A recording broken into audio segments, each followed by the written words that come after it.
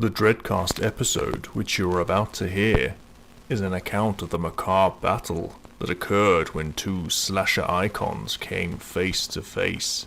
Not a single listener was prepared for the grotesque violence that followed between these two deranged monsters. What would intentionally be disguised as a mere peaceful afternoon could not hide the harrowing, nightmarish reality of what was to come. Screams were silenced by the blade of a knife. Limbs were torn by the relentless edge of a chainsaw. The events of that day would become forever immortalized in the annals of horror podcasting history, known to all as Slasher vs Slasher, Ghostface vs Leatherface.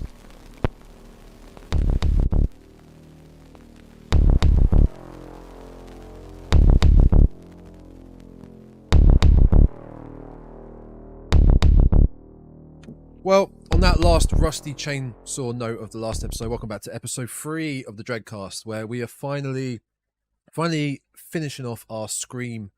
I guess you could call it near enough Scream month. We're done with Scream month, wasn't it? We're done with Scream for a bit. So, episode 3, we are going to be having a bit of a fight. Not us two. Yeah, no. But we're going to be having a fight with leading on to our new franchise, which in episode 4 we will be focusing on a nice golden oldie, shall we say? I mean, let's face it, he is a golden oldie, an OG. It's not an oldie though. The next episode. Well, I mean, the film that the film we're reviewing is not a golden oldie, but the character at least is golden oldie. You could call this episode a segue. This is our segue into the next one, the future of the podcast for the time being. So in today's episode, we will be doing Slasher versus Slasher. And obviously, we've been talking about Scream, so we'll be talking about Ghostface. Only in Scream 1. Yeah. We're only going to go to the originals. Versus Leatherface from the original Texas Chainsaw Massacre. Now, the reason why we're doing Texas Chainsaw Massacre is because, as I alluded to, the next episode, episode 4, we will be reviewing and probably crying and hating on. I hope we're not. I'm saying that hopefully way in not, advance. but I hope it's good. But we will be trying to review the new Texas Chainsaw Massacre film straight to Netflix. The true sequel, but let's be honest. I mean, looking at the trailer that we've seen and the pictures that we've seen, both of us, we don't. Horrific. I mean, let's set the bar slightly low because, quite frankly, the podcast of it, the plot of it, already makes no sense. No. But that's something we'll leave till next week because otherwise this whole episode is just going to be us having a bit of a rant about a film that's not even come out yet. Oh, and I could go for a good half hour right now. I know you could. I need to get it out. Get it out of me. You got to wait a week. So until then, we're gonna bridge the gap between Scream and the Texas Chainsaw Massacre franchise. We're not going to be going into the franchise itself of Chainsaw Massacre, but this is the nice bridge. So Ghostface from Scream 1 versus Leatherface from Texas Chainsaw Massacre 1974. And we've got, how many categories have we got to? We have six categories we've got to go through. We have 6 categories. Yeah. So the way we're trying to do this, obviously this is subject to further review, depending on how well it works, does not work, what we change, and etc. But the categories that we're going for, we have I guess we'll just do these in order, is we have category 1 is cinematic impact. So how impacting was either the character or... Actually, no, we'll go with the character, I think. I don't think we'll do the franchise because otherwise that's just a bit too long. Category number 2 is survivability. Can they be survived? How hard is it to survive them? Etc. We can also include the kill count. The kill count in there as well. Yeah, I'm trying to... Yeah, I think the kill count as well would be quite nice. Yeah. Luckily, if you were to do I think all franchise kills, we'd be here for decades. Yep. But I think especially most Friday of the 13th. Oh yeah, you'd be here for way too long. I think with these two, it's quite nice because whilst they have kills in their films, there's not too many, so we can kind of we can noted them manage. Yeah. So category number 3 is weapon of choice. How terrifying is their weapon of choice if it comes flying towards you? I think that's my most prominent one I've got notes on. The weapon of choice. The weapon discussion. I've got quite a bit on that. looking forward to that. That's good. I think that one's I think that one is the one that we're probably going to be different on, but we'll see how we see what we chose. Category 4 is brutality. How brutally do they dispatch their victims? Yeah. That one I think is going to be quite fun to dive into. Category number 5 is strength. How strong are they compared to each other? That one I think is going to be interesting. Yeah, and again, if we were doing the franchise, say for Scream, where there's so many different killers, which we've gone so into in the past 2 episodes about how could the strength of this killer compared to the strength of this Ghostface. It's a bit subjective. Tricky. That. Yeah. And category number 6 is the fear factor. Just who would you be more afraid of, I think, is the way we're going to go with that one. Would it be Ghostface if he comes at you, or would it be Leatherface if he comes at you? Which one, personally, do we think is more terrifying? I think that one will be a quick round. Are you sure? Oh, okay. For me, anyway. For you, anyway, yeah. Well, again, I think we're going to differ on different opinions, but we'll see. Well, that's good. That's good. That is good. So it's what the people want. It's what the people want. Give them the blood. You got to give it to them. So each category has a max points of 2 points each for a total of 12. I would say, whichever wins which category, I guess they get the 2 points, the other one only gets the 1. And at the end of it, the higher slasher wins and gets, lives to slash another day, while the loser falls to their weapon of choice. So, our first category, as we are discussing our first slasher versus slasher series, Ghostface vs Leatherface. Again, these are only from Scream 1 originals and 1974 Texas Chainsaw Massacre. So, first category, brutality. Cinematic impact. No. Sorry, brutality. Sorry. No, you are right. What a good start. We haven't actually put these into we'll put these into order after we've finished recording this today, because we'll be like, okay, to be fair, I mean, cinematic impact probably we should do last anyway. Because we've got plenty of slashers to do with this in the future. Yeah, we do. So we'll go with cinematic impact first, shall we then? So go for. I think when we do these categories, it's going to be either of our opinions, and then we're trying to find the middle ground, really. Yeah, in no way is this us giving you the definitive answer to who is the base one. This is basically just us saying which one we think. I think to be fair, I think on this one we're the same. We have the same opinion who wins. I think so. Either that. I think we have. But I do have some. You go first. I have a few notes on it. What do you think? So, with these two, I think it's quite interesting because both of them are responsible for sort of a research. Scream is very notable for its resurgence of bringing back the slasher genre in the 2000s. Obviously, slashers at that point, were on the decline. Jason, Michael, and Freddy were going off on really weird tangents. Even Leatherface at that point in time was doing some weird stuff. You're telling me.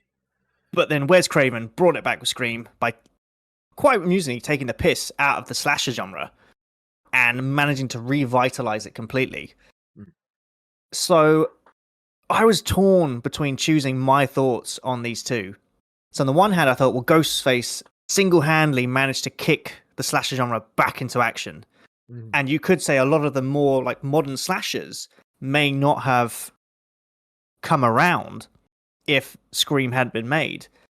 But then at the same time, you could say without Leatherface back in 1974, you may not have had many of these slasher guys. I mean, I would say that Leatherface is directly responsible for influencing Michael Myers, who came out 5 years later, 1979? 5 years later. 78. So, with me, I sat there and I was thinking about this, and I had to give it to the Leatherface.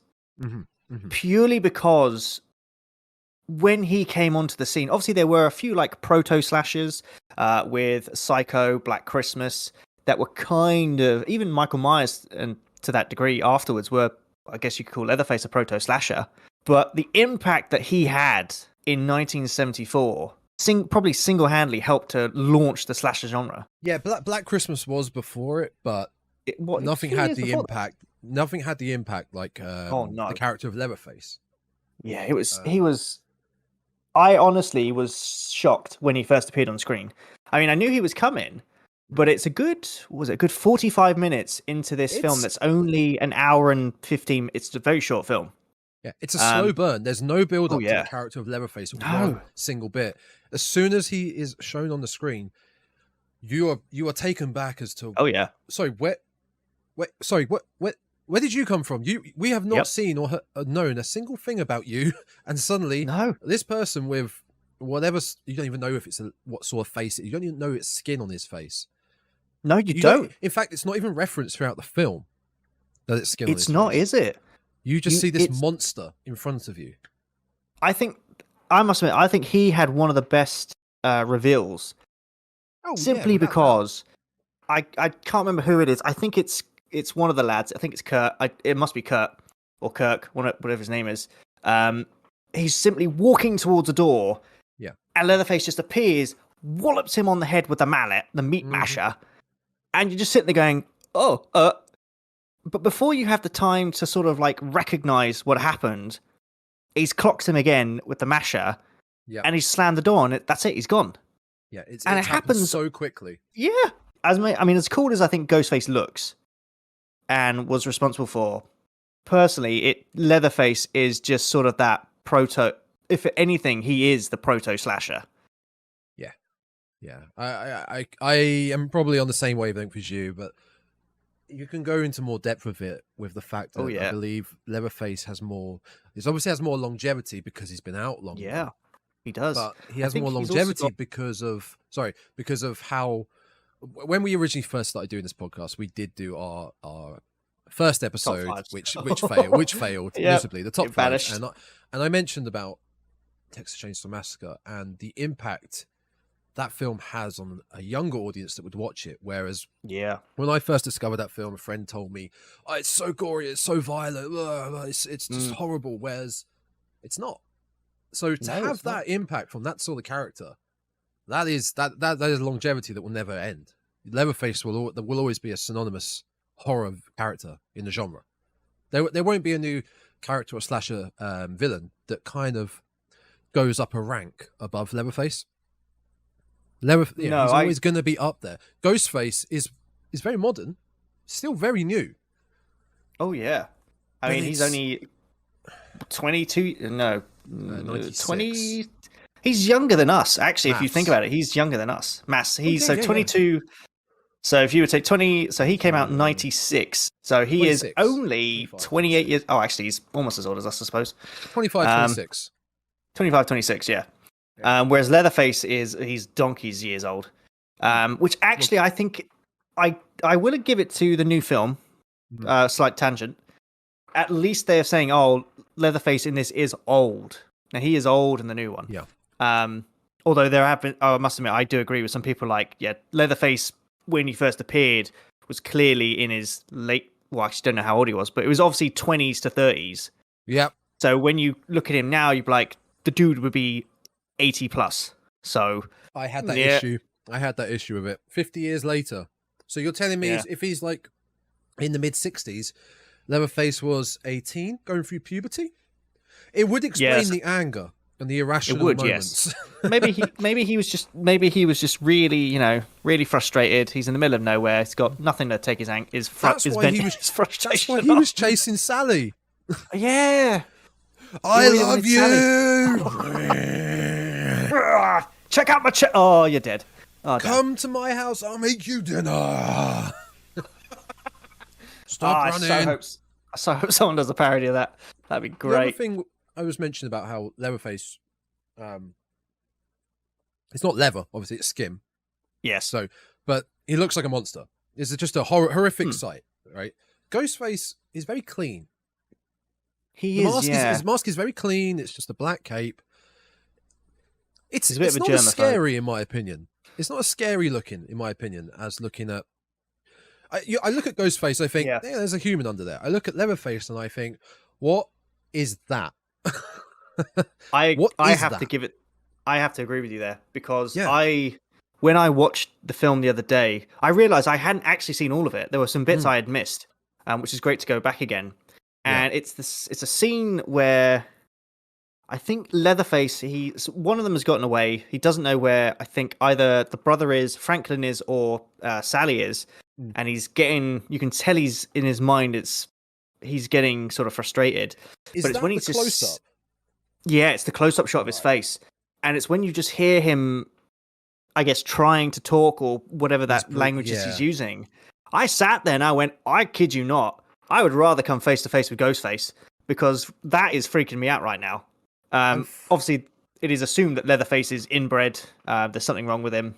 But in that moment, I remember sitting there looking at it, sort of backing away from the screen going, nope, okay, there's something not quite right there. Whereas obviously Ghostface, obviously they're slightly psychotic, but with Ghostface, with Leatherface, sorry, it was a moment of, there is not something all turning in his brain. It's fully unhinged. It's fully there's not really a motive. There's no motive like with Ghostface and whoever is Ghostface. There is, like we said, it's a Scooby-Doo mystery. It's a psychopath. Leatherface, there is no motive, and that scene, that scene is so fantastic. The close up of him, because it's when oh god, I always get it's either Jerry or Kirk. I believe it's Jerry, the guy with the afro. So he's the third person to walk in. Yeah, it'd be Jerry. I think Kirk is gone by that point. Kirk is the first one to go. Then it's Pam who gets dragged in to the house. She gets put on the meat hook. But then Jerry walks in and he mallets right in the face. But then you can see, like you said, you see Leatherface. He's kind of a bit. What am I doing? Where did these people keep? These damn kids keep coming into my house. What? Yeah. What am I doing? He's sort of collecting himself. Like, okay, right. Think, Leatherface. What do we do? We've just killed. Yeah. What do we do? Because isn't that after Jerry finds Pam in the freezer? Yeah. Or so who is that? Pam in the? Yeah. It is Pam. It's not Pam. It is Pam in the freezer. And again, there you can see him slamming it shut, chasing. And in his, I guess his mind, to him it's like, this has never happened before. What on earth is going on here? Usually my victims, they come in, they die. That's it. But this group, you can see they're stressing him out. Yeah, he's very stressed out. That is definitely the case. Oh yeah. That poor Leatherface teenager in the middle of Texas. But the fact that there is no motive makes him more terrifying, because at the end of the film, when he's just swinging his chainsaw around, you're kind of like, unhinged. So why did he do this? Is he just a bit odd? Yeah. Whereas Ghostface, it's if they didn't give, I mean, don't they reference that in Scream 5? It's like it's more scary when there's no motive. Yes. I believe they do actually. Yeah. Scream. It's one of them. It's like, oh no, it might be the original Scream. It's like, why do we kill him? Oh, well, we just felt like it. There's no motive. You don't need one. No, it was Scream 5. Yeah, it's modern times. You don't need a motive. That was it. I believe we can probably both agree then it's Leatherface for that one. Yep. For the so I would say impact. 2 points to Leatherface. Lovely. So if I take a note of this down, 2 points Leatherface. Congratulations, Leatherface. Yeah. What are you going to do with those points? Going to store them? Yep. He's gonna save them up for a new chainsaw. Yeah, that's what I think he's gonna do. Interest on them. Yeah. So, all right, round 2, survivability. Which I kind of, when you mentioned that to me, I've kind of interpreted it to kill count as well, because that goes with the survivability. The bigger the body count, the more you could say they're not survivable. The body count between the two is kind of 1 to 2. There is there's 3 deaths in Texas Chainsaw Massacre, not including the hitchhiker. Because the hitchhiker is the brother. Yeah. Well, 3 deaths. Well, you don't actually see Pam die. No, it's implied. Well, I mean, I think you could say it's implied she freezes to death. Well, yeah, she's locked back in. She's locked back in the freezer. So, okay, it's 4 then. So it's Jerry, Kirk, Pam, and Franklin. Franklin gets it hard. Oh yeah, massively. Yeah, geez, I felt so bad for that kid. And in Scream, it goes. Scream is tough as well, because if you want to class Maureen Prescott there as well, which I don't think you should, but she is killed by Billy and Stu. Yeah, I don't think we should really count her. I think if we're going off the film, Maureen. Yeah. Well, the thing is, when you get later down the line, they add stuff to it. It's like, because when you get, I think it's a Roman. He's like, I made them kill her, so actually it was me that killed her. And then, if you go off just the films, you got Casey. And Yep, Steve Casey at the dies. beginning. Steve, yep. Then it, which I mean, obviously we'd watched the films recently, but Yeah. after doing the research again, I'd completely forgotten. There's not a death again until the principal, No, there's not. Yeah, and that's quite a big 'cause- gap in the film. Oh God, that's like half. That's over the halfway point. Yeah, it goes Wow, the principal, then Tatum, then Kenny, the camera guy, Oh, then Stu. Well, quote unquote Stu. Yeah, dies. Yeah. Well, quote unquote if Stu he's- dies. Yeah, and then if it's he's Billy, dead. and then it's Billy. So, who are we looking at? KSD, Yeah, 1, that's a 2, good point. principal, Tatum, Kenny, Billy. So 6. So you're looking at 6 to 4, shall we say? Oh, you got 7. Or no? That's Are we including the actual deaths of the Ghostface killers? Well, Billy and Stu. Yeah. If you don't, no, I suppose you're not though, because they're not. No, because you can't, because they're not Ghostface, are they? You are Ghostface correct, kills. sir. So Yeah. Casey, Steve, principal, Kenny. Yeah, That's it. Steve, Casey, Arthur, Himbry, Tatum, and Kenny. Yes, there's only 5. 6. No, 5. Oh, 5. Sorry, yeah, 5. because Stu was the 6th one. 5. Yeah. So 5 to 4 then. So there's not much in it. So Scream, No. in a way, Ghostface gets it on the kill count, but what we're looking at is the survivability. Whereas my thoughts on that were that Texas Chainsaw Massacre, because of how the realism of the film, it feels so gritty and real that compared to Scream, which it feels like a film of the time, a teen horror drama. Yeah, we covered that last in the franchise deep dive. It's so many genres, you can't pin it really. So with the Texas Chainsaw Massacre, it doesn't feel like there are all the tropes there just yet. With making stupid decisions, they'd already encountered the hitchhiker. They're already in the middle of nowhere. They're already a bit freaked out. Well, they actually these teens are different from the teens that followed. Yeah, because they don't actually make. I can't recall them making a stupid decision, because obviously when the hitchhiker starts cutting himself and then cuts Franklin, they're like out the car. Yeah. So they boot him out. Yeah. And even when they're looking around the house, they're kind of like, they don't really make any stupid decisions, because it's not, we can hear screaming in the cellar, let's go and find out what it is. It's like, no, they don't even have a chance to do that. When they get to the Sawyer house, it's who goes in first? It's Kirk that goes in first, which we just mentioned about the reveal of Leatherface. Kirk and Pam are there. Pam waits outside. Kirk just knocking gingerly, walks in, and it's within 2 to 3 seconds. It's super quick. He's gone. There aren't really any stupid decisions. What can he do?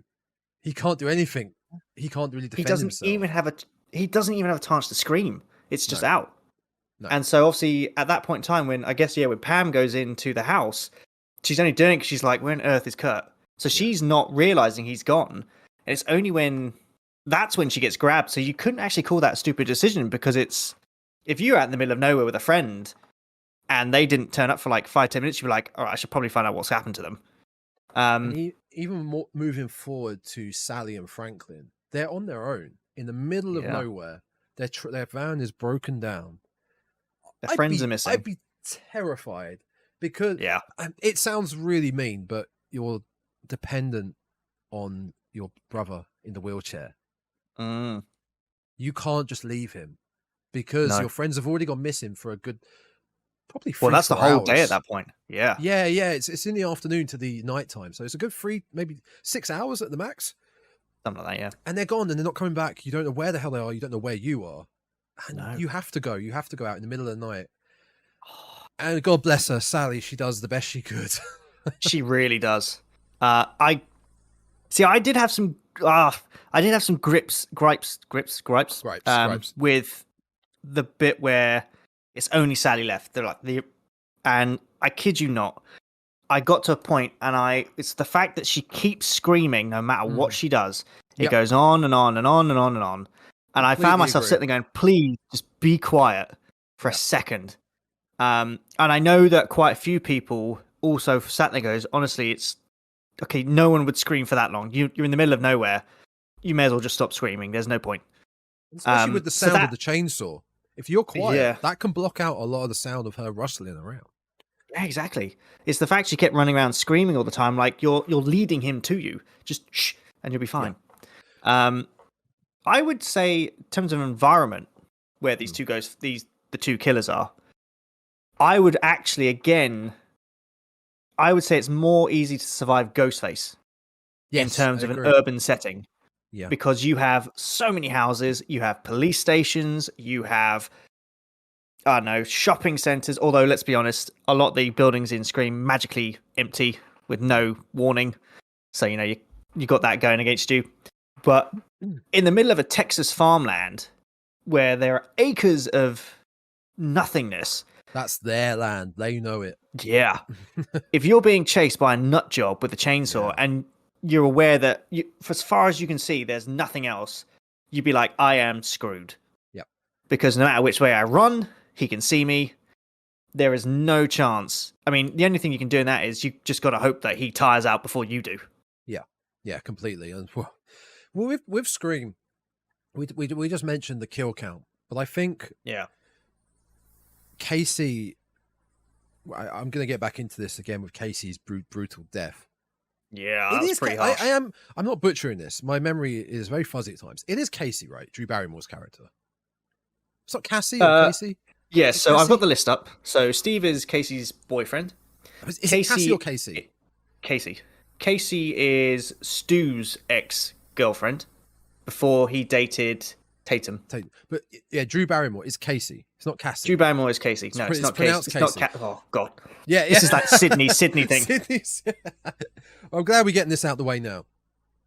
Casey, well, even if she's Cassie, we're calling her Casey. We're retconning it now. Scream 5.5, we're calling her Casey. Yep. Her death is the most brutal, in my opinion, in the whole film. Yeah, but it's gnarly. You could do two arguments. That house is massive that she lives in. So it's huge. Her method of trying to survive is kind of increased. There's more entry points and more exit points, and there's only one killer.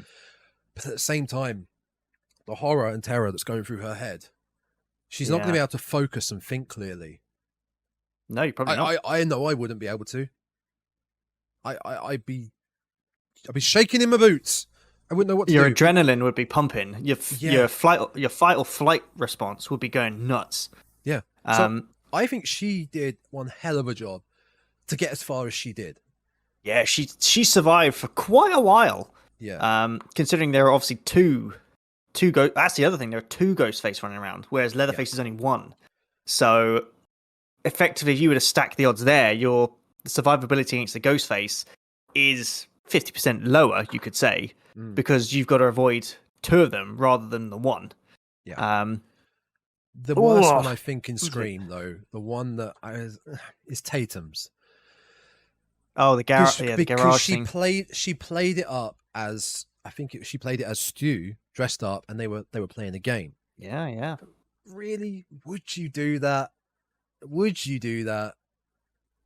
Yeah. Would you play that up? Would you not just be, okay, I don't care if you're Stu or not, just get the fuck out. Like, I'm screaming for help. Stu, this is not funny. Well, that comes back to the teens making stupid decisions, which is now a trope. Yeah. So it's great though, because they reference that again in Scream 5. Yeah. Which it's I keep forgetting I'm terrible with characters' names. Mindy and Amber, where it's like, oh, you followed me down. Should you have done that? Well, why are you down here alone? And it goes, this back and forth is great, and it's like, you first, go up the stairs. Oh, no, you first, but and it's fantastic because you're sitting there going, yeah, that is the conversation that Tatum should have had in Scream with whoever it was in the mask. It should have been like, I tell you what, go back up the stairs, or take the mask off. The teens in horror movies, let's face it, they're all dumb. They're stronger. They're stronger minded in Scream. Yeah, that's true. Sure. They are stronger minded. But there are still some stupid decisions. Like Tatum could have just, if she believed that was Stu, she could have just gone to the mask, just lifted it up, and hey, how are you? Like, hey, how you doing? When she wanted to play along with it. Yeah. And the garage was open. She could have just backed away, straight out. But no, she had to play along. Oh, God. We'll have to do an episode on the dumbest decisions teens ever made in a horror film, I'm sure. But going back to survivability, I struggle with this one. I don't really know who to give the points to.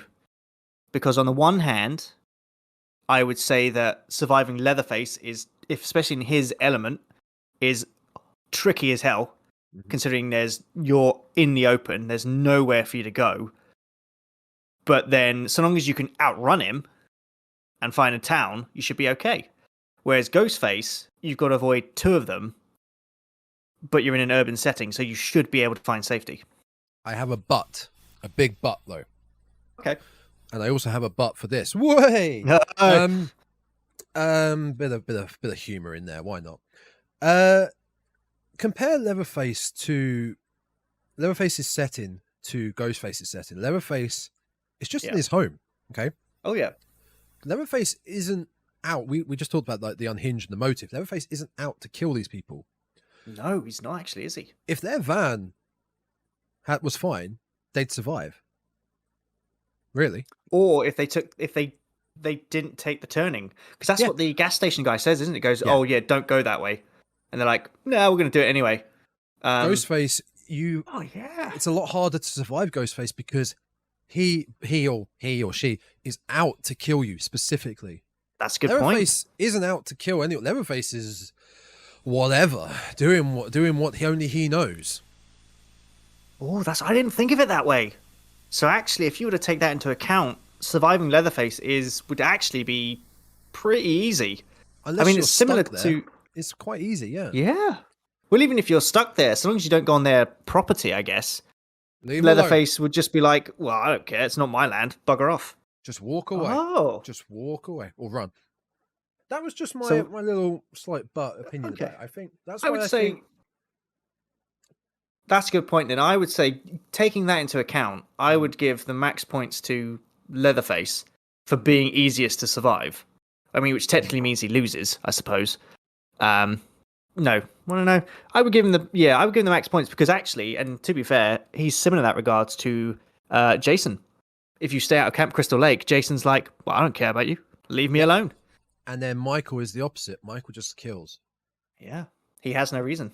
Which he went back to Haddonfield because that's where his home was and stuff. But he will still just kill.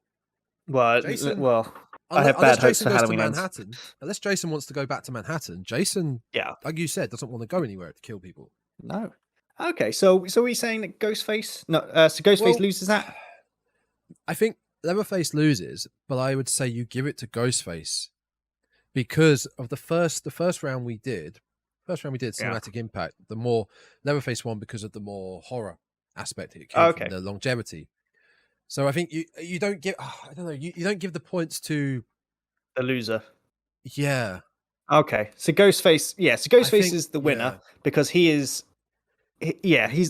or she is out to get you. Yeah. So actually, no matter where you go, you have a target, you have a killer coming your way. Whereas Leatherface, if you're off his land, might just be like, okay, they're gone. That's it. We're not talking about the survivors and how they survive. We're talking about how well we're gonna have to nail this one down for the next episode. We do a slasher versus slasher. We'll work it out. Like we said at the start, it's still finished. How's this? So, like I said, Ghostface is actually out to kill you. Okay, which makes your survival rate plummet. It does, yeah. So that means he's doing his job better than Leatherface. Yes, that's true. Actually, they would be. How's that? How's that for everyone? We'll go with that. Yeah. So Ghostface takes round 2.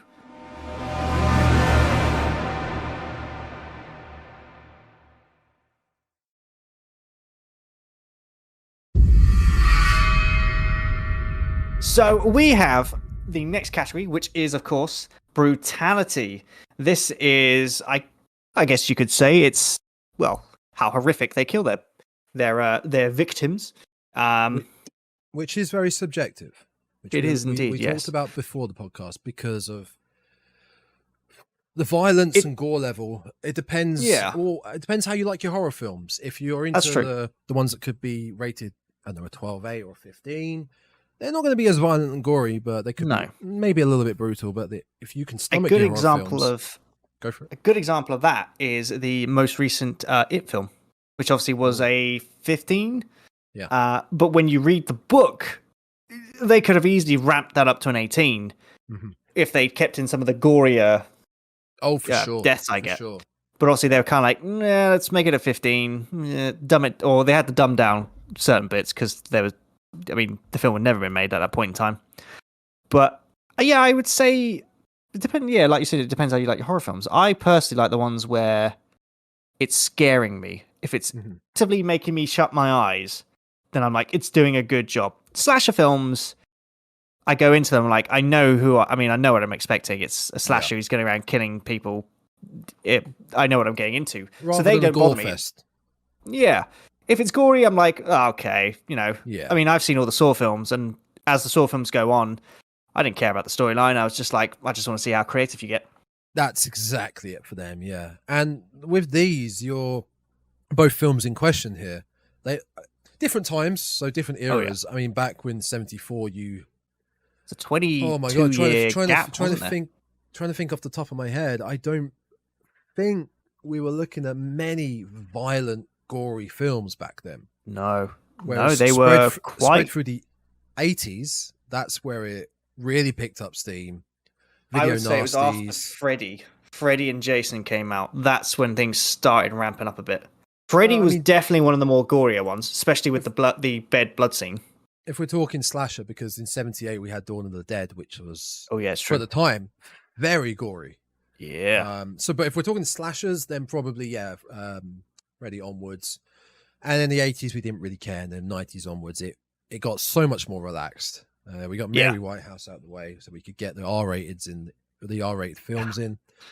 I mean, you had Jaws, didn't you? Which was a PG horror film, and you're kind of like, oh, okay.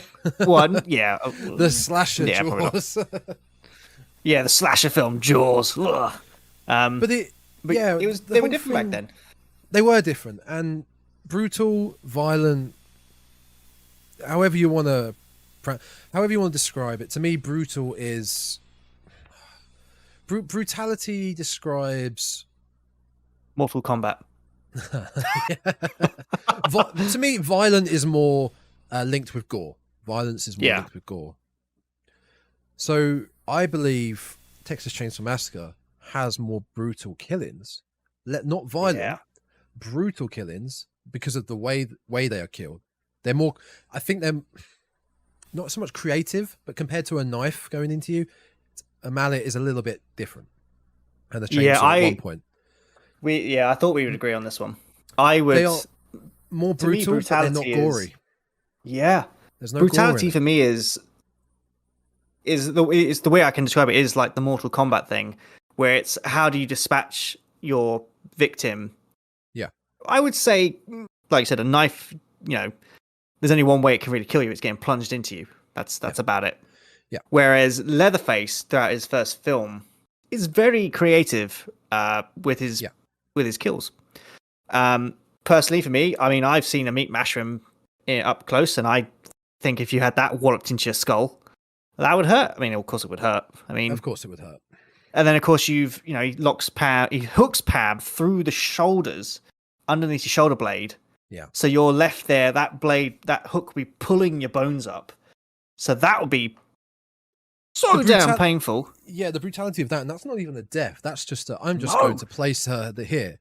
But thinking just to hold of her. it from Pam's point of view, I have no control here. I've been picked up, and I'm about to have this plunged into my back, and I can't move at all.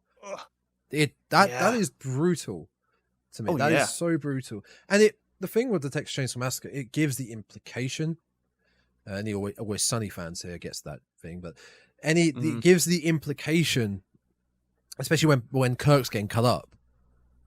You're left to your own mind to think, to envision what's happening there. Oh god, the chainsaw is going through his neck, his head's fallen off on the floor. Let's go to the arm. He's chopping that up. It leaves it all to the audience's interpretation, and that can be even worse than seeing it on camera rather than a knife going into someone. That is your imagination. So much worse. Yeah. Oh, yeah. I think that's one of the best. That's what I think horror can do that well is if it can get your imagination to fill in the blank, because what they think. Oh, it's like they would have an idea of what they're like. Oh, well, this is technically what he did, but someone else could be like, oh, I thought something that was way worse than that. Yeah. And they're like, well, okay, then if that's what you think happened, that's what you think happened. Yeah. Yeah, Leatherface is very creative because, especially in terms of brutality, he is much more effective. I mean, you could effectively say if him and Jigsaw are in the same universe, Jigsaw would probably call him an idol because he hooks Pam on a hook, lets her watch as he dismembers her boyfriend, as he just, just casually does his thing. And then he's like, all right, I'm going to pick you up. You're a bit too warm. I'm going to stick you in the freezer. And then this poor girl is locked in this freezer at minus... I mean, most freezers operate around about minus 20 degrees, which is cold. And then to be sitting there trying to push this lid open as you're slowly freezing to death, only for like a slight bit of hope to come out and then be shut on you again. You're like, the dude is... Yeah, he's working in some creative circles there. I feel you can link the brutality along to their motives as well, which we talked about earlier. Yeah. How Leatherface is the unhinged one. The Ghostface killers have a motive. So the more unhinged he is, the more brutal it's coming across, because he's not planning this. This is natural to him. Like you mentioned about how Pam hooked up watching her boyfriend just get cut up. Yeah. That is a brutal mindset, rather than a violent psycho, we'll call them sociopaths now, a violent sociopathic mindset from the Ghostface killers. Yeah, because their motive is revenge, so they're gonna want you to suffer. Whereas Leatherface, it's like, you're on my land, I'm just gonna do what I have to do. I mean, effectively, you could say he looked around he knew he had a hook in his kitchen, and it's like, this one's gonna escape. I'll tell you what, I'll dump her on the hook. There you go. She's sorted out. I'm going to take care of this. Take care of her. Find the others. Sorted.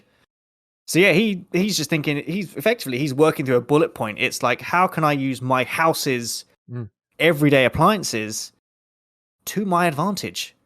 Well, we don't know what they do, but they probably used it like an abattoir. The hook, because that's a meat hook, obviously. So probably, not really used for human bodies, but there you go. Brutally wise, the most brutal kill, I mean, we've agreed on this, is Casey's one in Scream 1. Yeah, that was harsh. You have got Franklin's one, Franklin's death in Texas Chainsaw Massacre, but again, you don't see it. It's left to the audience's interpretation in their mind to visualize the horrific sight of a chainsaw gutting Franklin while Sally is watching it happen. But you don't see it. You don't in the long run, you don't see it. So you can't count it really as brutal. I would say that Casey is tortured. Yeah, she is. That's what I was just going to get onto. Yeah. Franklin, I mean, if you think about it, when he's having that chainsaw plunged into him, your body would just shock. Your mind would probably shut down from the pain.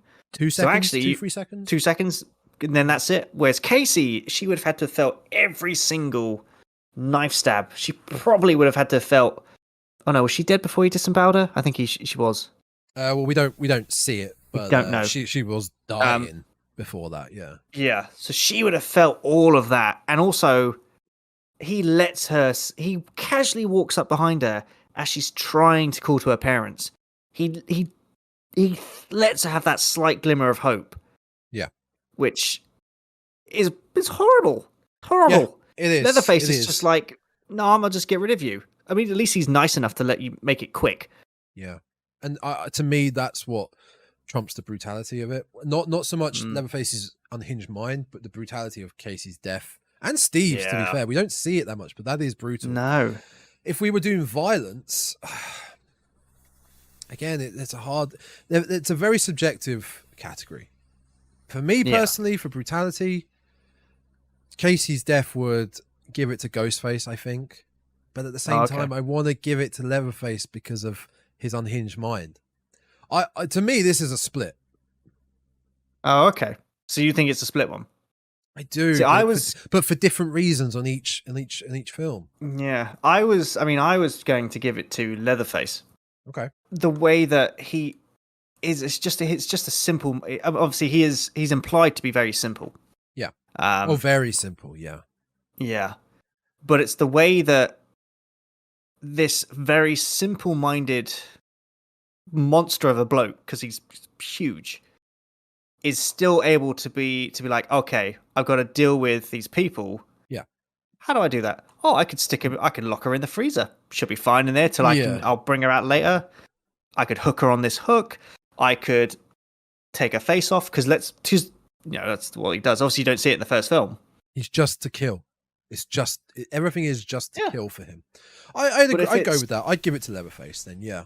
Yeah. I mean, he's, in terms of overall creativity with the way he dispatches people, I would give it to him, because he uses a lot more stuff. Yeah. Whereas Ghostface, as hardcore as some of his kills are, he's going to do it. He's just going to do it one way, and he's going to be stabbing you at some point. It's quite simplistic in a way. Whereas Leatherface might be like, I'm going to hook you. Yeah. I actually go off the. Obviously, I know it's not the original, but the better remake, the 2003 version. Yeah. Where he lops off the brother's leg, then he hooks him, shoves the salt in his wound, and you're like, dude, that is okay. Take a chill pill, all right? That poor bloke's body is going through horrific stuff. Well, that is based on the fact that he used to work in an abattoir. Yeah, true.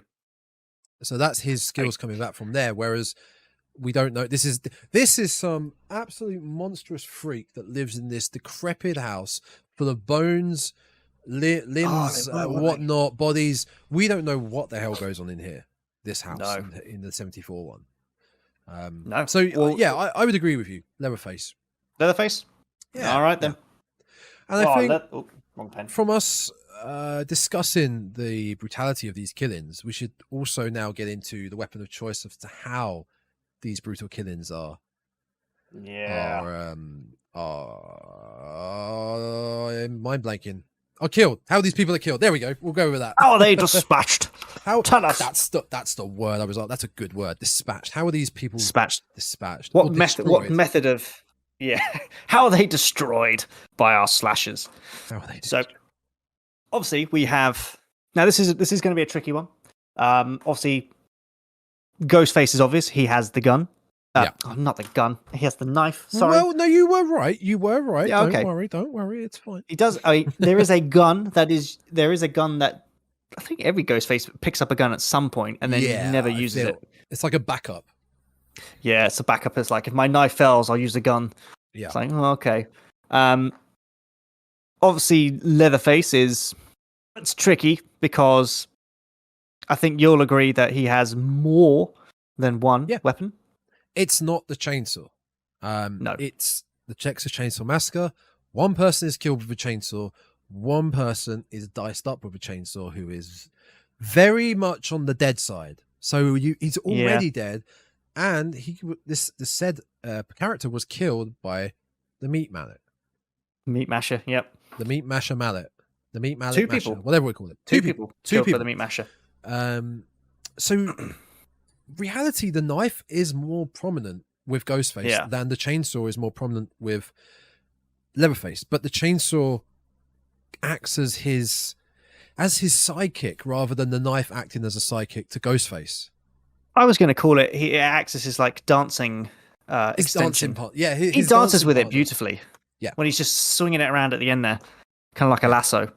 And the chainsaw itself is never referenced as a main part of the family in Texas Chainsaw Massacre until the second film, where the tagline was "The saw is family." At least then you know, okay, this is what this psychopathic family is dealing with. The chainsaw is their baby. They dispatch people with this. They I don't know, they carve their furniture out with it. They cut their cheese with it for some cheese on toast. This is what they use in the house. Okay, this is what they use. Toenails. The first film, the first time you see it, actually, it's when he's carving up Kirk. There's no scenes of him, close-ups of him looking at the chainsaw and like thinking, "Ooh, yeah, look at that. Ooh, I'm gonna pick that up and go dice some people." The second time you see it, he's just got it. He just has it, and he's killing Franklin. That's true. I mean, I would say that before I choke on myself. Oh, don't do that. Yeah, I know, that'd be terrible. The chainsaw is more of a weapon of, I get inflict not yeah, the weapon is the chainsaw is more of a weapon of inflicting terror. So That's when it. you hit, especially when Sally is hearing that chainsaw revving behind her in the darkness as she's trying to find someone to run to, because that sound would be bouncing around everywhere. You would not be able to escape it. Whereas the knife that Ghostface always uses is much more he uses it much more to inflict pain. Oh, it's straight up pain. And death. Straight Yeah. up pain. Yeah. There's no other job for it. Oh no. No. I mean, yeah, you can't. If you were like miles away, if you just waved the knife at someone, they'll be like, "I'm like 10 feet away from you. What do you want?" Whereas if a chainsaw, you hear that and you don't know where it's coming from, you'd be like, "Oh my god! All I can hear is this noise." And it's got to be a rusty, clunky one, Oh yeah, like the one I added to the last episode. Yeah, exactly. Anytime that when I was thinking about this knife versus chainsaw, I mean, you could get nicked by a chainsaw, and you might be able to pull away potentially, which he kind of does to himself. Yeah, exactly. Leatherface, he does. Yeah, I did find that quite funny. I did laugh. I'm not gonna lie. Yeah, I don't know he what gets it says the about me. spanner thrown in his face by the Yeah. Fantastic. As soon as his leg, he's just like, oh, and he still dances after that. Yeah. I mean, give it to him. He's, he obviously has no nerve endings. He's a tough cookie. But when I thought about this, I sat there like, I would not want to get stabbed, because feeling that going in, I was like, because I mean, the chainsaw, like I said, with Leatherface, when he nicks himself, it hits him and he gets it out, and yeah, there's some damage, but so long as it's not in there for long or deep enough, you should be okay. But the knife, you have to be so well. Obviously, yeah, it depends where it hits you, I suppose. I feel like the knife, I don't know, if a knife nicked me, I feel I'd be a bit more okay than the chainsaw nicking me. I have nicked myself with a knife, and it does hurt. I mean, I've nicked myself with a foil cutter before, and that really hurt. Yeah. But I would not want to have a knife anywhere near pointing at me, anywhere near any organ, I should say. You could be more mobile with a knife than a chainsaw. Yeah. The chainsaw would be heavy as. Well, it depends on how light your chainsaw is. You can get mini chainsaws, I suppose. Well, he does in number 2. Dennis Hopper with number 2. Yep. Yeah. So I believe the knife is. Yeah. I believe the knife does win. It's used better than the chainsaw is, like you said, it's only used to kill someone in the Texas Chainsaw Massacre. It's only used once with Franklin. Yeah. The knife in Scream is used all the time. Pretty much all the time, apart from Tatum, even though she does get nicked a bit. She gets nicked a bit, she's playing around, but for the most part, the knife is the main catalyst. The main weapon. The knife is, if you were to have Ghostface, you have to have the knife. Whereas with Leatherface, if he doesn't have the chainsaw, he could potentially pick up, I don't know, could be a mallet. He could pick that up. He could pick up a butcher's knife. He could just find something to hook you on. So, but if it was a weapon of choice, Ghostface uses his much. I mean, he inflicts pain with it. Effectively, he tortures you with it. Mm-hmm. And when a lot of his victims knew that was it. Their hope was gone, and he brings it out. They're like, okay, here it comes. It's also not just a stab and done. No. Oh, no. Steve and Casey are gutted. Yep. Casey is horrific. You said Casey, didn't you? Yeah. I'm losing my marbles. Dewey is not killed, but just even the knife in the spine can inflict more damage than a cut on the arm. Like the principal is stabbed quite brutally. The principal is back to the brutality. Yeah. Yeah. And then Kenny is. I think, to be fair, Gail does more damage to Kenny than anything. Even though he's dead, she hits him with the the windscreen wipers before throwing him off the car. I think one thing as well that's quite ironic about Ghostface with the knife is that the knife is his or her or whoever it is the prominent weapon of choice for Ghostface, but does also carry the gun, as we established, as like a backup weapon. He's got to have a backup weapon. But if they think the ironic part of it is the gun is quicker and more powerful than the knife. It really is, yeah. But it's louder and it's harder to be. I guess it's harder to be a serial killer with a gun than it is a knife. That's true. Or if the gun goes off, matter. If Ghostface had a chainsaw, the film wouldn't be that long. That's true, but I suppose when you look at the locations, though, the chainsaw for Leatherface, it doesn't matter because if it's on his farm in the middle of nowhere, I mean, in Texas, no one hears you scream, apparently, which sadly does a lot of in the end. Does indeed. Are we both going with the knife? I think we'll go with the knife. I think that wins. Yeah. That's a knife. The knife That's a wins. knife, son. Ugh! Not the chainsaw. That's a knife. Whoa. So there we go.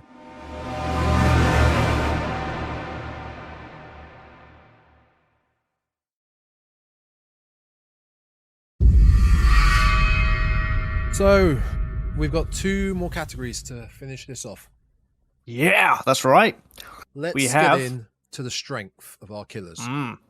This is probably going to be one of the quicker ones, I think. I think this is a open and closed case. Open and shut case. It's Ghostface, definitely, yes. Is that what you... No, that's not what you thought? Oh, okay.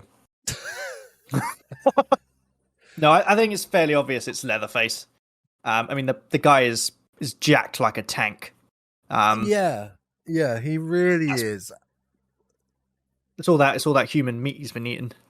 It's all that extra protein.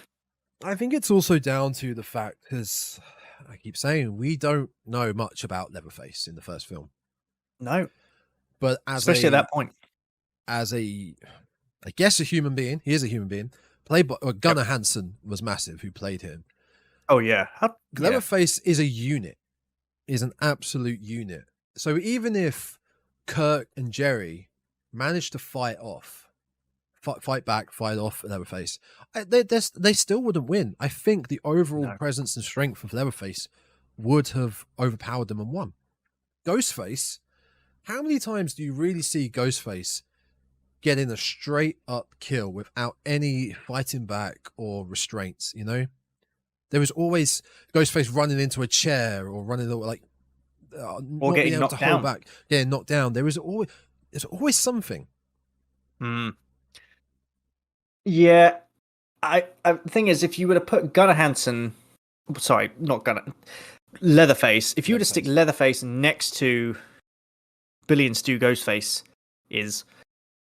there would be a clear distinction. Obviously, Matthew Lillard is tall. Matthew Lillard is 6'3.5". He's tall, but he's not stocky. He's not a unit. No, he's a slim lad. Yeah, bloke. I don't know how tall Skeet Ulrich is. I think he's only about 5'10", something like that. Yeah. But I don't know how tall Gunnar Hansen is, but he's easily... I mean, how tall is he? He's huge, isn't he? He's a big guy. I think he's probably similar to the Kane Hodder body type. Yeah, he's 1.93 meters. That's taller than me, and I'm 6'3". Yeah, so he's 6'4". Yeah, and so he's built. Oh yeah, he's a machine. He's a powerhouse. The character of Leatherface had to be like that, though. I don't see how you could have Leatherface. Say you roll reverse this, right? Yeah. Say you had Billy, not Billy and Stu. Billy. No, I forget that actually. Say you roll reversed it in the Texas Chainsaw film. You had the hitchhiker, being the one under the Leatherface mask, and you had Thomas. I believe his actual name is Thomas Sawyer. I might be completely wrong. It changes with every film. Is Leatherface? It changes in every film. And I know I said it's my favorite film, but I'm probably butchering it, so I apologize to all the millions of viewers that are listening to this. Let's have a look. The Leatherface character was the hitchhiker, so a bumbling, stocky, giant of a man. It wouldn't work if the hitchhiker, who's quite a lanky, small fellow, was Leatherface. It's not as impactful. It's not scary. Didn't they do that for one of the later films? He was a really skinny lad. It was one of the really rubbish ones, wasn't it? So it wasn't in the original 4 remake. He was big. Even in the Texas Chainsaw Massacre, the beginning, he was big as a young Leatherface. Texas Chainsaw 3D, he was pretty big. Leatherface. The film Leatherface, which is appalling. It's so bad. You wouldn't know it's a Texas Chainsaw Massacre film from about 45 minutes on. If you told someone it wasn't that. He's a normal looking guy. He's not stocky. He's just slim. He's normal. Just seen the poster for Texas Chainsaw Massacre: The Next Generation. Oh, that's amazing. I don't know. I don't know what he's That's clearly not- embracing it something. No. That poster gives nothing away. Oh, okay. Send me that cool, poster cool. in Discord. Actually, I want to see which I one you're will looking do. at. Because Okay, I'll send that over to you now. the next generation. Here, I don't care. We're going on a tangent quickly. The Next Generation is an incredible film. That film is wild. Okay. He's just sent me the poster, That folks. one. And if you've ever seen the poster for Texas Chainsaw Massacre 4: The Next Generation, that is no indication as to what the film is at all. Renée Zellweger and Matthew McConaughey were in Yep, that. it's an early film. Matthew McConaughey turns it up to 11 in this film. The Oh, film right, is fair quite enough. slow. It's quite slow to begin with, but it just goes off the rails in such a fun way. It's so bad, it's good. It could be. Okay. This could easily be on a list for a bad movie night. Okay, but the poster itself is, if you ever get a chance to look at it, listeners, Google or Ask Jeeves, your preferred internet Ask web Jeeves. browser, and you find the Texas Chainsaw Massacre Next Generation movie poster, you should see what looks like a female character with a mask wielding a chainsaw. Yeah, nothing to do with the film. Nothing to do with Cool. the film. That's That's all all I I'm need to going to know. say I will about watch it. these. That's all I'm going to say. You should watch it. You should watch it. Oh, I will. Well, when we do the deep dive, I'll have to. Oh, you will. You will. Okay. So I digress, but Yeah. as a whole, Leatherface, It's easily it stronger. trumped Ghostface in strength department. I think it'd be interesting if we did a strongest slasher episode, because you could then, I mean, the contenders for that you would have be tricky, because you could have it'd be Jason, Michael, and Leatherface would be the three main contenders. I'm going to sneeze. No, I'm not. There we go. These. Okay, they would be the three main contenders, but then obviously you could technically throw in Freddy in the dream world, because he would be unbeatable. Yeah, But- it's a tough one with that though, because we'd have to determine the parts of the franchise, because Jason from 1 to 4, however you want to describe him, he is a mutant. He has abnormal strength, but he's not undead. 6 onwards, he is that is. plus the undead, and there are no rules for him really. No, not really. Michael in the franchise, the parts of the franchise we prefer, Yeah, is just man. exactly. Yeah, He's man. which is now going out the window by the sound of it. Like I said, the franchise parts we like. Yeah, that we man. believe are good. Yeah. He's man. Ghostface has always just been person. To be fair, Ghostface has mainly actually just been either a young adult, like 20 to 30s, or a teenager. Billy Loomis's mum. Yeah. So yes. Yeah. Okay. Fair enough. Obviously, I think we touched upon this in our Scream 5 review, where obviously like the kill that Amber did, which was apparently Dewey. Yeah. We were like, A, there's no way you're that tall. B, there's no way a 16 to 18-year-old teenage girl would ever be able to lift up a 6 foot something man. Now on that, he wasn't actually lifted up. I found out he wasn't. was he lifted not? up. No, he's on his tiptoes. He's not actually that's still a- lifted. He's not actually off the ground. Basically, Oh, okay. yeah, he's either on his tiptoes or just like pressing his chest forward. to I be- don't believe he's lifted. Even so, we already discussed that it can't be Amber, because in order for that to Yeah. happen, she'd have to be above his height, and she's Oh, only yeah, 5'3". completely. Completely. That's another tangent that we went off on last time. But going back to strength, I think, I you think just gotta give it Leatherface to runs away Leatherface. with it. Runs Oh, away yeah. with it. Easily. So we'll give that He's to. a pure unit. As a unit of strength. I mean, he hooks Pam up and hooks her. Very little effort. Yeah. Yeah. Well, There's there's looking a bit even. I'm not going to lie. well, there we go. We'll see how it ends up. With the final category, then I guess we should probably do that. Fear Fear factor. factor. Hey, what did we say at the same time? Oh, there you go. Oh, scary. So fear factor. So we had a quick chat about this. We did. I think fear factor, we're going off overall appearance, I would say. Overall appearance, and quite frankly, who you would rather not meet face Yeah, to because we're face. talking about killers with the killer itself, not the film itself. No. The film it's from, but the killer itself. Which one would you rather not Well, meet the them. demise at? I mean, I'd rather not meet my demise at both of them. Well, but at least with Ghostface, you might be able to out-trivia him. Which one do you I mean, in my mind, which one implies the more of the fear? More fear?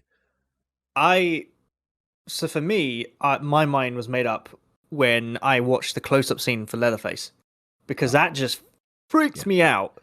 Because with Ghostface, whilst the killers may be slightly sociopathic, they are still rational. You could potentially still rationalize with them. There is no rationalizing with Leatherface. His mind is not. Obviously, he's implied to be a simple, inbred man child, shall we say? And no one can rationalize with him. His one goal, as you obviously find out later down the line, is he's protecting his family. It's like, this is our land, my family. If you come onto this land, you're fair game to me. Backwards hick. Yeah, and that's it. Whereas at least with Ghostface, you might be able to be like, right, well, actually, that wasn't me. That was the Ryan from down the street. You've got the wrong one, you idiot. You could potentially rationalize with him. But if you're trying to rationalize with someone that doesn't understand, you have no hope. Plus, if you came face to face and he was wearing the face of your mate who just went vanishing, who just disappeared 5 hours ago, you'd also be like, oh my god, what on earth am I face to face with? Yeah, like I keep going back to the word unhinged, and that's the way to define him. Oh yeah, it's unhinged. Is not operating. That is scarier than a planned motive. That has more of an impactful fear than a planned motive because you don't know what he's going to do next. You don't know how he's going to act. Ghostface, as in the murder mystery sense, you can try to work out what the hell, what's going on, who's going to be next, what's going on here. Leatherface, you can't, like you said, you can't rationalize with him. You can't talk. No. You can't even try to understand what is going through that monster head of his. Yeah. And to me, that unhingedness is 10 times more scarier. 10 times more scary than any planned motive. It's like talking to a dog or a cat. It's like you can talk to them and they'll look at you like, oh, you understand me, but the dog's like, it's just hearing noises. It has no idea what you're saying. That's a good way. Yeah, and that's effectively what Leatherface is. It's like talking to a dog. Yeah, he'll see you talking to him, but it's like, I don't care. But the dog will still do its instinctive just things in life. It will just keep on doing. It will do it. It will do it. Yeah. You could say that actually that is all that the Ghostface killers, like you said, they are operating to a plan. They planned it. They've said, right, we've worked it out. You go this way, I go that way. We've planned out the alibis, all these things. Leatherface, it's as soon as you're on his land, it's instinct. It's like, they're on my land, time to die. Yeah. That's it. There's nothing else after that. We gotta protect the family. We gotta get rid of these outsiders. The Saw is family. Now also the thing with, I know we're not talking about the films, but the rationalization that does come into question in the second film. My good friend on Twitter, Caroline, I can't remember her last name, doesn't matter. Oh yeah, that whole the actress. She does try to rationalize with Leatherface at one point, try to understand him, but obviously it doesn't really go anywhere because he's fucking Leatherface. Yeah, there's no rationalizing. I mean, and you could say that in a way that's he's playing with her character then, isn't he? Yeah. It's like he stops and it's like she's like, oh my god, I've got through, I've done it, and he's like, yeah, no, I just thought I'd give you a little bit of hope and then I'm going to crush it. The fear essence of when he's chasing Sally for the majority of the film. There's no stopping him. This is what he wants to do. This is it. He just wants to massacre her and anyone. Like we said, anyone that comes in. Big man, he ran fast. He's going to do everything. Even the trucker right at the end. The trucker saves Sally, but he's going to, right, I'm going to kill the trucker now. I'm going to kill the trucker. Sally jumps on the back of that flatbed truck. He's chasing after her. He's probably going to want to kill the driver as well. He just wants to kill. Yeah, that's it. It's purely instinct. In a way, it's similar to Michael Myers. It's just pure instinct. There's no rationalizing with either of them. No, I suppose even Jason for that matter. Yeah, I mean, also going off appearance as well. Yeah. I mean, Ghostface is literally wearing the Scream painting inspired mask, some long black robes, and that's about it. Like, effectively a Halloween costume. It's very simplistic. Very simplistic. Yeah. But if you were to come across Leatherface, you'd be like, okay, he's wearing a disgustingly bloody butcher's apron. Yeah. He's got the funny shaped teeth. He's got the wonky teeth. The eyes that, you probably would have tell there's nothing behind them apart from instincts. Absolutely nothing. But you'd be like, that is hopefully you'd be like, that is either a fake mask or the fact that you come across someone wearing someone else's skin. Even if they were rational, you'd be like, you are clearly not someone I want to have a chat with. It's not a costume compared to Ghostface. Ghostface is a costume. Yeah. Leatherface, it's part because he uses it as part of an identity, doesn't he? It's him. He has multiple ones. Alongside the later on in the dinner scene, he's changed his mask. He has, because that's him. He's obviously has a disfigured face. He likes to wear that. Isn't it like it's like the mum face, isn't it? Yeah, I believe it is a female face because there's a lot of makeup as well on it. Yeah, that's right. He also has a different hairstyle. Oh yeah, yeah, of course. So I guess you could class it as a costume, but at the same time, it's not. It's him. It's who he is as a person. He wants to wear that. Ghostface. Who he is at that point. Yeah, whoever is Ghostface, they're just wearing this costume to help with their motive, their killing spree. Yeah, I suppose. Yeah, because you could going off the interesting point you made about Leatherface having the different faces for like, oh, I have to play the mum now of the family. With the Ghostface killers, you could be like, oh, well, actually, they're all just a copycat. They're like, oh, those two had the really cool idea. I'm going to just nick that idea and just make it look like it's them.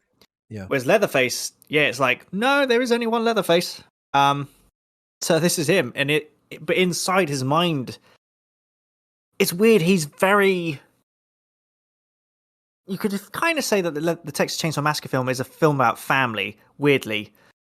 Because when you see Leatherface, it's like, I have to protect my family. And it's like, oh, granddad needs to eat. Oh, I'll play the mum. I'll feed him. I'm now the loving daughter. But when Sally escapes, it's like, off comes the mask, back goes on the other one. Right, I'm the son again. Off we go. We gotta get him. Hey, he doesn't change the mask.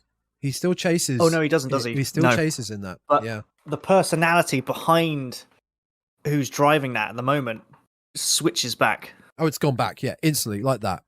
Flick of a button. God, Leatherface is a really complex guy, isn't he? Telling me. In my opinion, Leatherface wins the fear factor. Yeah, I gotta give it to Leatherface as well. I think it has to be.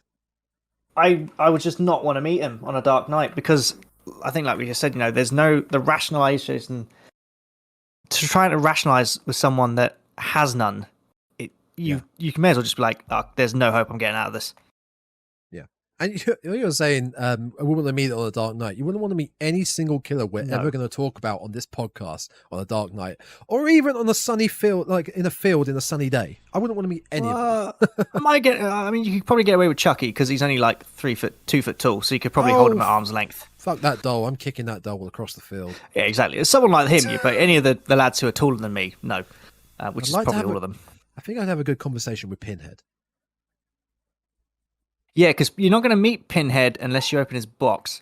Yeah.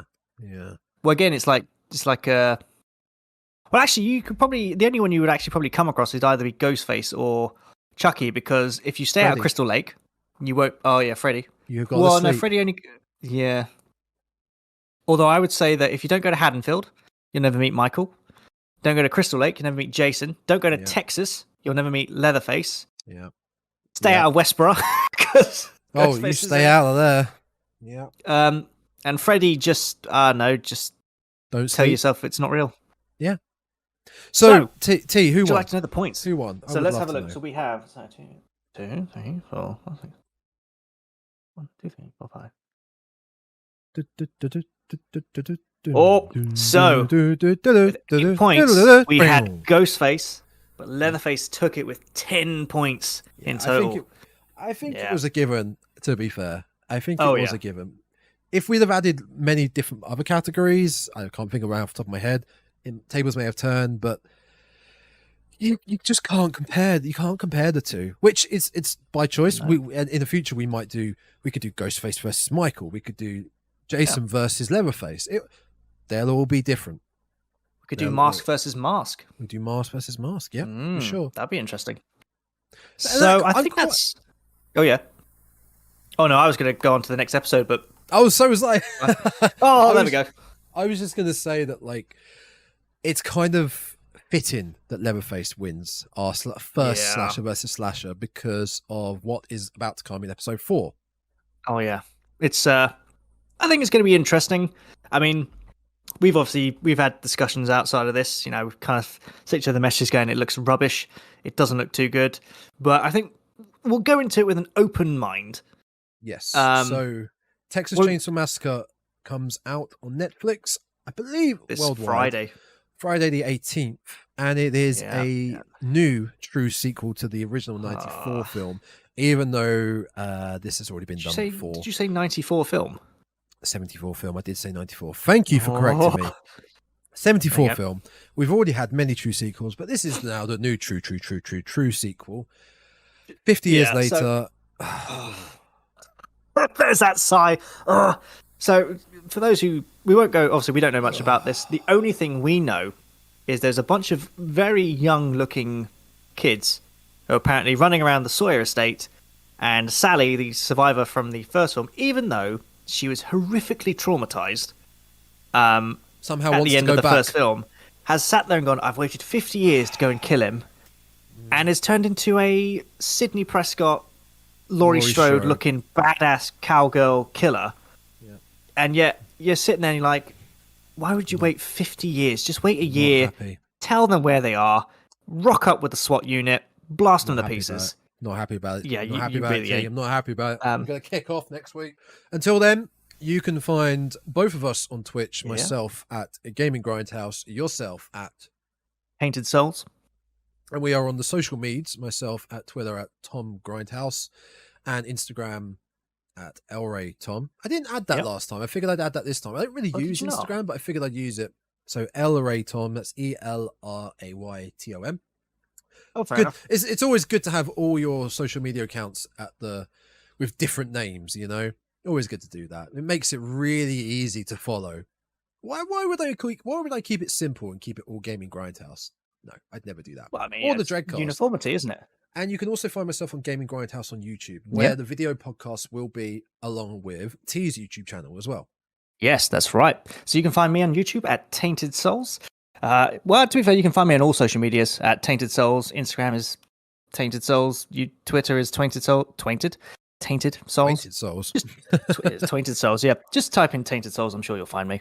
And as far as the Dreadcast podcast itself and previous episodes, you can find us on Spotify, Apple and Google Podcasts, Podbean, and as we just said, the YouTube for the kids, for the video podcast, which I think in the future, maybe not right away, but in the future we'll try and get some actual proper video podcasts going. Yes, but in the very distant future, we've got work to do before that. Oh yes, so much work. So until then, guys, you've got some research and some homework to go and do this Friday. Yep, we do. We have to. All of us have to watch. I can't believe we're having to push this film. I don't want to push this film. Well, no, I tell you what. We're going to go and watch Texas Chainsaw Massacre because we have to. We will then tell you if you should watch it. The answer will probably be no. Yeah. But go watch the Texas Chainsaw Massacre, 1974. Watch that one. If you want to, watch the 2003 version because that's also not too bad. Yeah. And then, I'd recommend the sequel. The real sequel to the original with Dennis Hopper. Yes. I've got that on DVD. I might go watch that tonight, actually. Good on you. Right. We've got some homework to go do. Let's go do it. Sally, I hear something. Stop. Stop.